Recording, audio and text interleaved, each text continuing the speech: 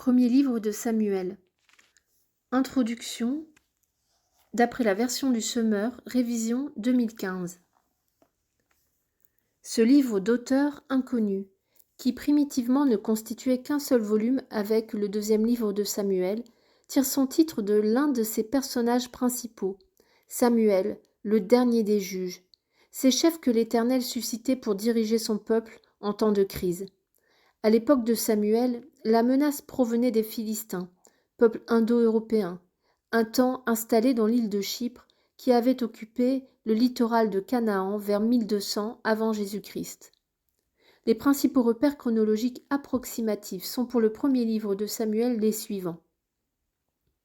En 1105 avant Jésus-Christ, la naissance de Samuel. En 1080 avant Jésus-Christ, la naissance de Saül. En 1050 avant Jésus-Christ, Saül désigné comme roi.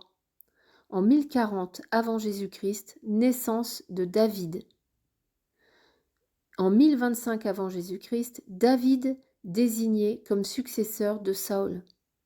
En 1010, la mort de Saül. Trois grandes figures occupent le livre, Samuel, Saül et David. Samuel est le personnage central de la première partie. Dès le début, l'attention se concentre sur lui. C'est Samuel qui notifie son rejet à Élie, à cause de la conduite éhontée des fils de celui-ci. C'est lui qui désigne Saül comme roi, puis lui annonce sa mise à l'écart, et qui enfin confère l'onction royale à David. David ne régnera pas avant la mort de Saül.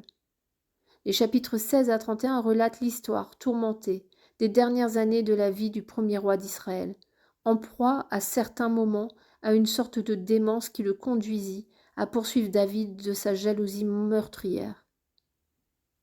L'instauration de la royauté en Israël est l'événement principal du livre. Elle ne se réalise pas sans réticence de la part de Samuel. Ces réticences sont confirmées par l'Éternel, qui demande cependant à Samuel d'accéder à la demande du peuple d'avoir un roi. Ces réticences tiennent à l'ambiguïté de la royauté.